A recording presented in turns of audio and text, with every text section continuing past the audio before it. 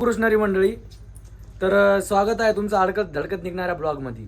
तर आज आम्ही एडिटिंगमध्ये व्यस्त होतो. एडिटिंग करीत असताना एक लय गंभीर हादसा घडला आज आमच्यासोबत, मेडिकलवाल्यासोबत. ते पण तुम्हाला विश्वास नाही होणार. आज नाही का सामान काढता काढता भावाच्या पायावर नाही का नेल कटर पडला. भाऊ जागीच गेला असता.